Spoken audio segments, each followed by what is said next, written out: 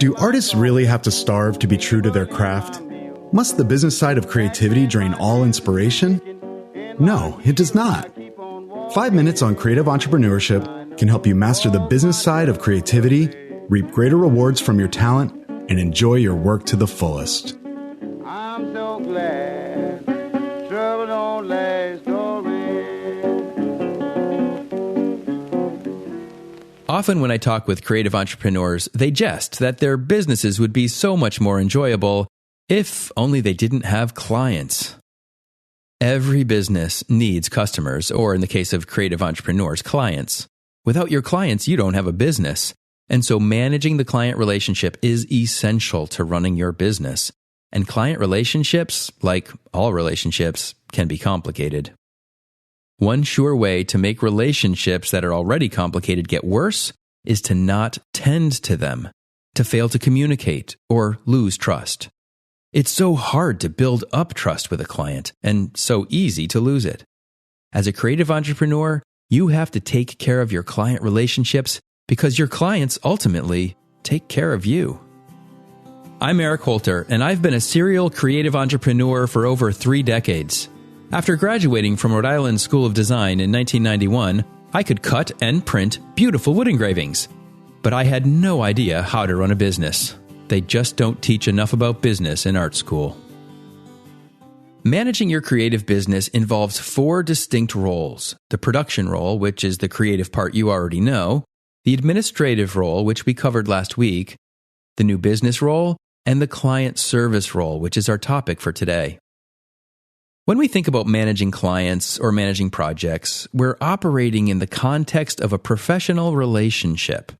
And while there are certain expectations for professionalism in these contexts, we need to always remember professionals are still people. And people have a wide range of temperaments, expectations, habits, and histories. And as people, we all fail, make mistakes, forget things, become fearful, and sometimes angry. In dealing with your clients, you've probably encountered people in all sorts of circumstances and contexts. You've basked in their admiration and appreciation when they affirm a job well done, and you may have been crushed by their rejection of your work and a threat of taking their business elsewhere. Intensifying these relational dynamics in the context of a creative business is the issue of artistic identity that I talked about in episode 13.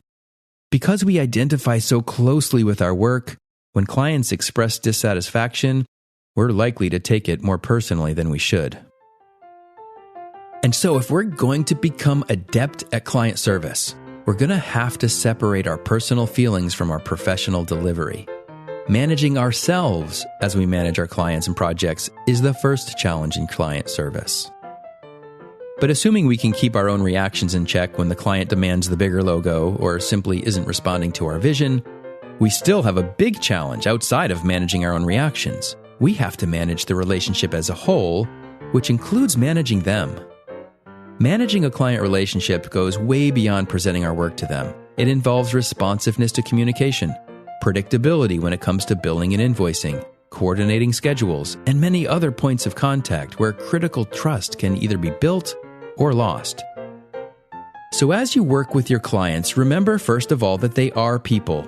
There will inevitably be conflicts or tensions in your professional relationship.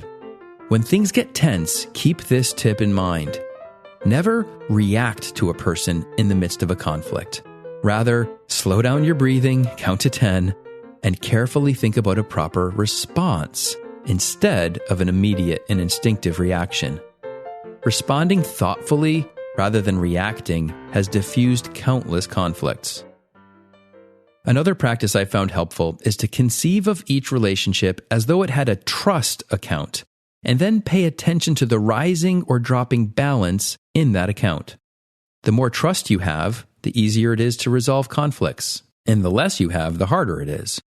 And bear in mind, at the outset of a project, a client has likely paid you a deposit, but you haven't done anything yet. That puts you in the red in the trust account. But by the end of an engagement, when you've almost completed the work, but they still have to pay the final invoice, that trust account slides in the other direction.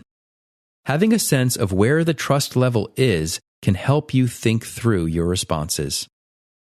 Next week, we'll move on to the new business role of managing your creative practice, and so until then, don't let the business of creativity overwhelm your creative business. 5 Minutes on Creative Entrepreneurship is a podcast by Eric Holter, mentor to creative entrepreneurs. You can find more content and resources at erichholter.com. His book, Blazing the Freelance Trail, is available on Amazon in print, Kindle, and audio. If this podcast is helpful to you, be sure to share it with your colleagues, and ratings and reviews are always appreciated. I'm so glad trouble don't last.